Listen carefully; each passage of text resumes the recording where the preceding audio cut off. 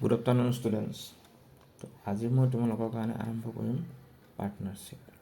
এতিয়া পাৰ্টনাৰশ্বিপটো কি, কেনেকুৱা ধৰণৰ চাম, তো আমি তাক বুজিবলৈ চেষ্টা কৰোঁ।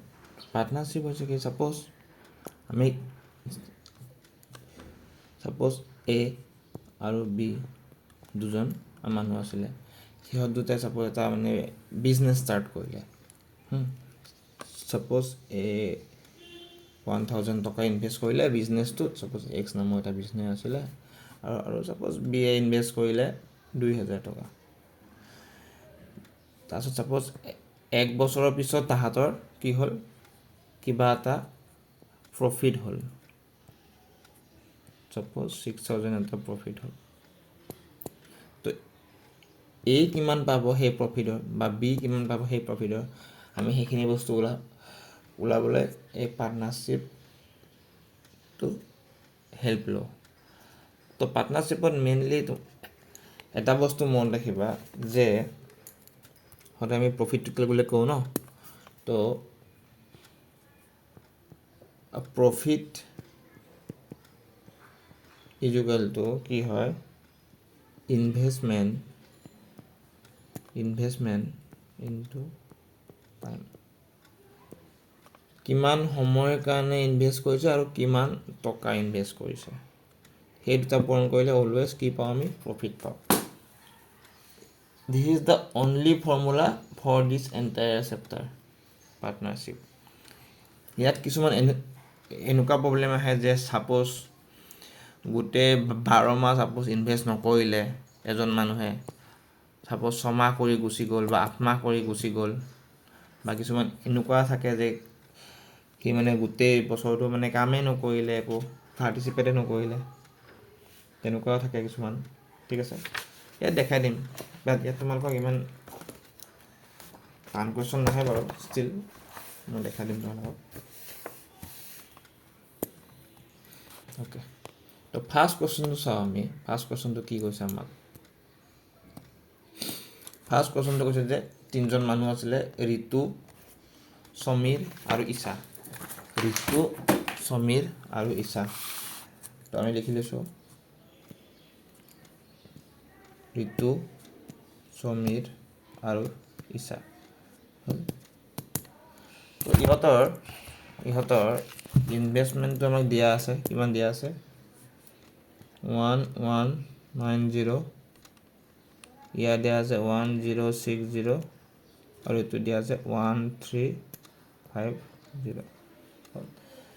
Okay, to start a business if the profit at the end of a year, মানে একদম শেষত, বছৰটোৰ শেষত প্ৰফিট পাইছে এইটো, তেতিয়াহ'লে সুধিছে যে what is the share of Richa, মানে ৰিচাই কিমান শ্বেয়াৰ পাব সেই প্ৰফিটৰ। ঠিক আছে, অ'কে। তো যদি আমি কাটিব পাৰোঁ, কাটি দিয়া হ'ল, মানে চোৱা, আৰু যিহেতু 12 মাহৰ কাৰণে কৈছে ন, তো ইনটু 12 হ'ব। যদি টাইমটো একে থাকে যদি টাইমটো একে থাকে, এইটো নিলিখিলেও কথা নাই, কাৰণ যেতিয়া আমি ৰেচিঅ'ত ল'ম, এই 12 গোটেইকেইটা কাটিব পাৰা। ঠিক আছে, তো এইটো হৈছে প্ৰফিটৰ ৰেচিঅ'। সেইটো কিমান হ'ব তেতিয়াহ'লে, 119 ইউনিট বুলি লওঁ, প্লাছ 106 ইউনিট প্লাছ 135 ইউনিট। তো এই গোটেইখিনি যোগ কৰিলে পাম আমি 360 ইউনিট। তো এই প্ৰফিটৰ মানটো কাৰ লগত সমান, একৰ্ডিং টু কুৱেশ্যন আমাৰ যিমান প্ৰফিট দিয়া আছে 1640। তো 1 ইউনিটৰ ভেলু কিমান হ'ব, 1640 ডিভাইডেড বাই 360। তেতিয়াহ'লে সুধিছে কাৰ, ঈশাৰ কিমান ইউনিট ইনভেষ্টমেণ্ট আছিল, 135। তো ইয়াৰ লগত 135 মাল্টিপ্লাই কৰি দিব লাগিব। তো তেতিয়াহ'লে আমি এইটো কিমান পাম, আমি এইটো পাম 615 টকা, মানে ঈশাই সেই গোটেই প্ৰফিটটোৰ ইমান টকা পাব। বুজি পাইছা, সকলোৱে বুজি পাইছানে? নেক্সট কুৱেশ্যনটো চোৱা, চিমিলাৰ কুৱেশ্যন। কি কৈছে যে অমিত, নেহা আৰু কিৰণ, অমিত, নেহা এণ্ড কিৰণ, এই তিনিজন পাৰ্চনে ইমান টকা ইনভেষ্ট কৰিছে বিজনেছ এটাত 1220 1370 এণ্ড 1110, ঠিক আছে। তাৰপিছত সুধিছে যে start a business if the profit at the and, বছৰটো শেষত প্ৰফিটটো পাইছে কিমান এইটো। তো সুধিছে যে কিৰণৰ শ্বেয়াৰ কিমান আছিলে, যদি কাটিব পৰা কাটি দিয়া। ইয়াতেও মই টাইমটো লিখা নাই, কাৰণ কিয় চবৰে টাইমটো সমান। তো এই গোটেইকেইটা যোগ কৰিলে কিমান পাম 370 ইউনিট। ইয়াৰ মানটো কিমান দিছে 1160। তো 1 ইউনিটৰ ভেলুটো কিমান হ'ব 1160 ডিভাইডেড বাই 370 ইনটু কিমান লাগে আমাক, কাৰ লাগে কিৰণৰ কিমান আছে 111 ইনটু 111। তেতিয়া কৰিলে এইখিনি কৰিলে আমি কি পাম, আমি পাম 348 ৰুপিজ। এইটো হৈছে কিৰণৰ প্ৰফিট। বুজি পাইছ? সদায় মনত ৰাখিবা যে যেতিয়া আমাক পাৰ্টনাৰশ্বিপৰ প্ৰব্লেম দিয়ে, সদায় যেতিয়া আমি প্ৰফিটটো ওলাওঁ, ইনভেষ্টমেণ্ট ইনটু টাইম, এইটোৱে ফৰ্মুলা ইউজ কৰি আমি চব এই পাৰ্টনাৰশ্বিপৰ মেক্সিমাম চাম চল্ভ কৰিব পাৰোঁ। অ'কে, এইটো চোৱা, এইটো কি দিছে যে এ বি চি তিনিজন মানুহ আছে আৰু সিহঁতৰ ইনভেষ্টমেণ্টৰ ৰেচিঅ'টো দিয়া আছে, এইটো A:B:C, সিহঁতৰ ৰেচিঅ'টো দিয়া আছে কিমান 76:37:52 হয়। তাৰপিছত সুধিছে যে তাহাঁতৰ প্ৰফিট, টোটেল প্ৰফিটটো এইটো হ'ল। তো টোটেল প্ৰফিটটো কিমান হ'ব, আমাৰ মতে হ'ব 165। এই 165ৰ মানটো হৈছে 3850, 1 ইউনিটৰ হৈছে কিমান 3850। তেতিয়াহ'লে সুধিছে যে what is the difference between the share of B and C, B আৰু চি ৰেচিঅ'ত কিমান আছে 52 মাইনাছ 37, কিমান আছে 52 মাইনাছ 37, 52 মাইনাছ 37, তাৰপিছত 15, এইটো আছে 165। তাৰপিছত ইপিনে আছে এইটো কিমান 52 মাইনাছ 37, বি আৰু চি নে, য়েছ বি আৰু চি। তো 15 ইউনিট কিমান হ'ব 3850 ডিভাইডেড বাই 165 ইনটু 15। এণ্ড এতিয়া এইখিনি চল্ভ কৰিলে আমি পাম কিমান 350 ইউনিট।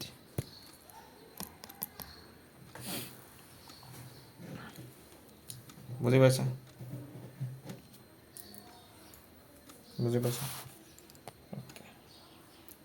নেক্সট কুৱেশ্যনটো চোৱা, কি দিছে যে কৈছে যে এ আৰু বি এ ইনভেষ্টমেণ্ট দিয়া আছে, A:B কিমান দিয়া আছে 30,000, ইপিনে দিয়া আছে 40,000। এতিয়া কি হ'ল অ'কে, তো আমাক এই শ্বেয়াৰটো সুধিছে যে যোনটো কাটিব পৰা কাটি দিয়া, এই 0 কেইটা গোটেইকেইটা কাটিব পাৰোঁ। তো এই 0 কেইটা কাটি দিলোঁ, এই 0 কেইটা কাটি দিলোঁ। এবাৰ কিহেৰে কাটিব পাৰা 6ৰে কাটিব, 6ৰে 5 বাৰ, 6ৰে 4 বাৰ। তো কি হ'ল 9 ইউনিট হ'ল। এই 9 ইউনিটৰ ভেলুটো দিয়া আছে কিমান 13500। তো 1 ইউনিটৰ ভেলুটো কিমান হ'ব 1500। তো কি দিছে what is the share of A share কিমান আছে 5 ইউনিট, কিন্তু 5 কৰি দিয়া কিমান হ'ব 175,7500।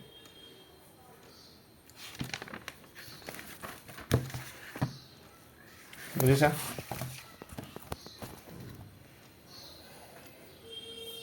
বুজি পাইছা?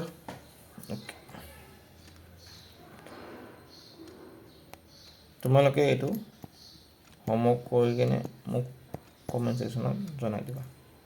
ঠিক আছে অ'কে এইটো চোৱা যে অমন আৰু পৱন জইণ্টলি ইনভেষ্টেড ইমান তো টোটেল মানে টোটেল ইনভেষ্টমেণ্ট দিয়া আছে আমাক কিমান 62,800 এইটো হৈছে বিজনেছত দুইটাৰ টোটেল ইনভেষ্টমেণ্ট তাৰপিছত কৈছে যে at the end of the year বছৰটোৰ শেষত Pawan share of the total profit মানে টোটেল প্ৰফিটটো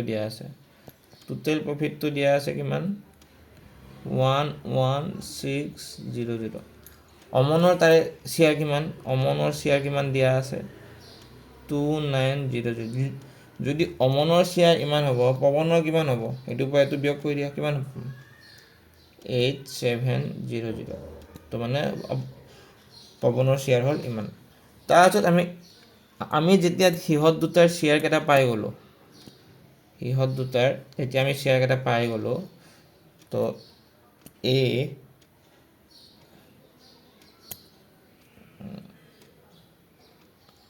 অ'কে এইটো পৱনৰ হয় দেই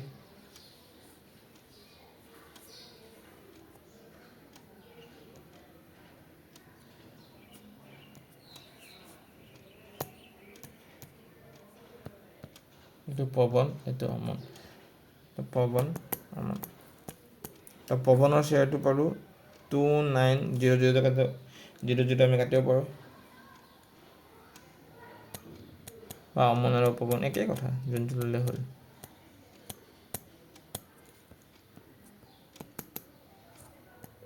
$87:29 তো 29 1 29 29 3 গুণ 87 তো কিমান হ'ল 4 ইউনিট সেই 4 ইউনিট ইনভেষ্টমেণ্টৰ ভেলুটো কিমান দিয়া আছে 62,800 ঠিক আছে 62,800 তো 1 ইউনিটৰ ভেলুটো কিমান পাম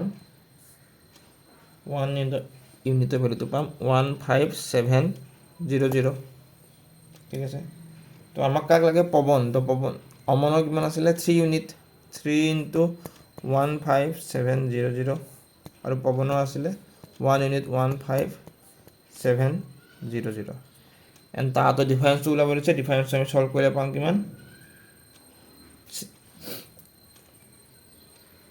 3,100 এইটো পাম দিছ ইজ দ্য এনচাৰ বুজি পাইছা this is the important question হা প্লিজ মাৰ্ক ইট okay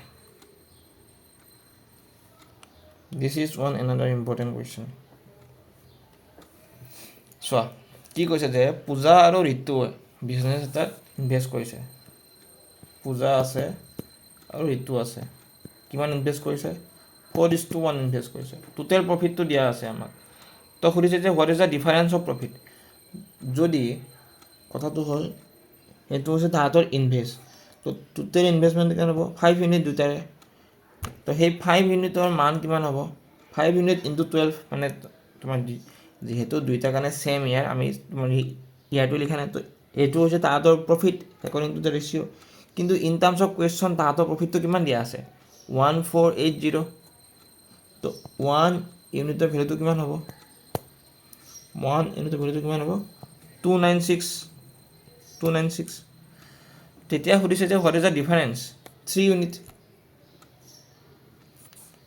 নহয় জানো 3 ইউনিট কিমান হ'ব 296 ডিভাইডেড ইনটু 3 18 8 হাতে গ'লে 1 8 হাতে গ'লে 2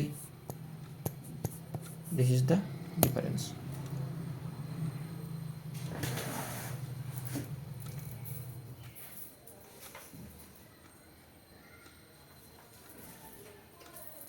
ঠিক আছে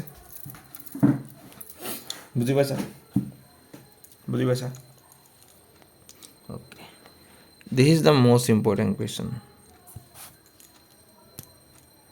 চাবা দেই এইটো বহুত ভালকৈ মন দিবা যে কৈছে যে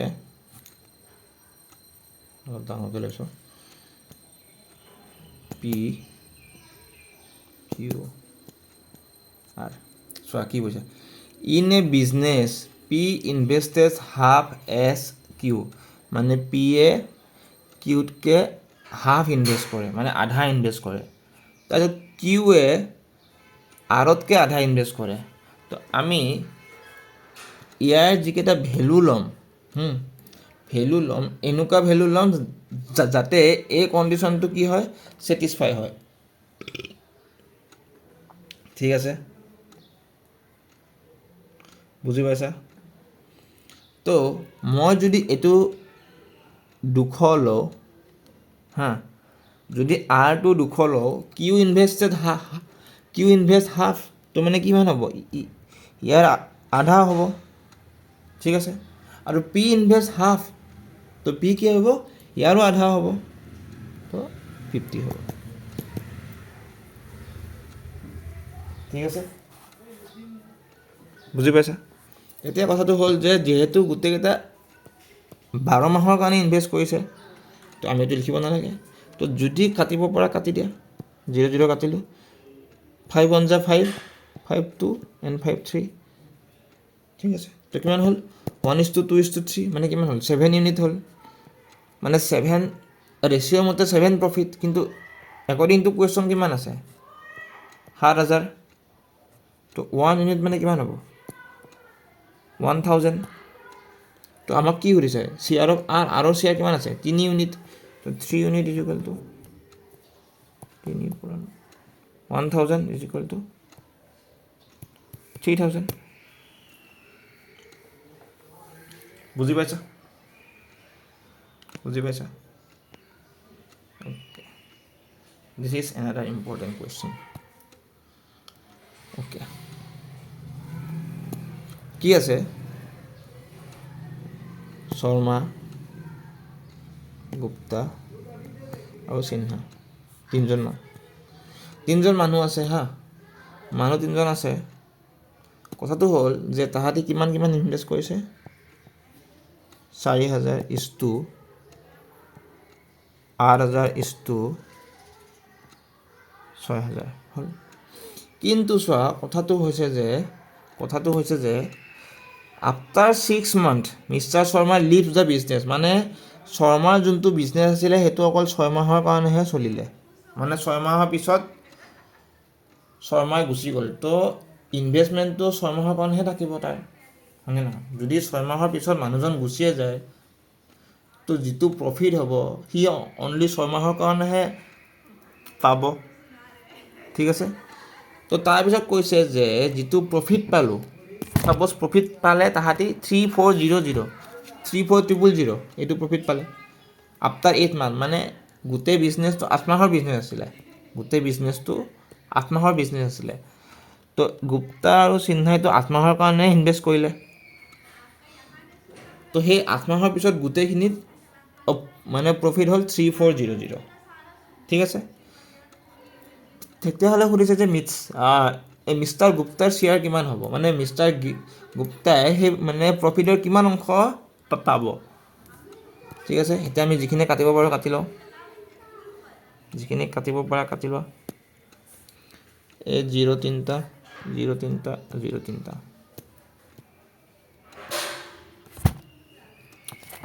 মিনিট, চৰি,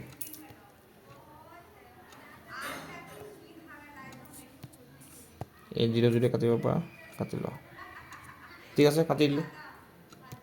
এতিয়া এইটো মানে কিমান হ'ল, 24, অ'কে চৰি, 24 এইটো হ'ব 64, এইটো হ'ব কিমান, 8 6 × 48। ঠিক আছে, এতিয়া 2ৰে কাটা গোটেইকেইটাকে, 2 × 12 32, 24, আকৌ 2ৰে যাব, 6 বাৰ 16 বাৰ, 12 বাৰ, আকৌ 2ৰে যাব, 3 বাৰ 8 বাৰ, 6 বাৰ হ'ল। মানে এইটো হ'ল ফাইনেল ৰেচিঅ', মানে তাহাঁতৰ প্ৰফিটৰ। ঠিক আছে, এতিয়া তো টোটেল প্ৰফিট কিমান হ'ব, 9 9 8 17, তো 17 ইউনিট হ'ল। সেই সূত্ৰত ইউনিটৰ ভেলুটো কিমান দিয়া আছে 34000000 34000 যদি সেই সূত্ৰৰ ইউনিটৰ ভেলুটো 34000 হয় 1 ইউনিটৰ ভেলুটো কিমান হ'ব 2000 হ'ব হয়নে নহয় যদি 1 ইউনিটৰ ভেলুটো 2000 হয় আমাক কিহৰ লাগে কাৰ লাগে মিষ্টাৰ গুপ্তাই কিমান ইউনিট শ্বেয়াৰ কৰিছিলে হে কৰিছিলে ইনভেষ্ট কৰিছিলে 8 তো 8 ইউনিটৰ হ'ব 2000 into 8 and it gives 16,000 ঠিক আছে বুজি পাইছা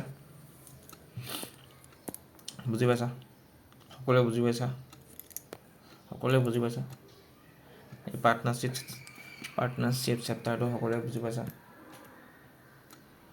ঠিক আছে অ'কে তেতিয়াহ'লে আমি নেক্সট ক্লাছত আকৌ লগ পাম এটা নতুন চেপ্টাৰৰ সৈতে আজিলৈ ইমানেই থেংক ইউ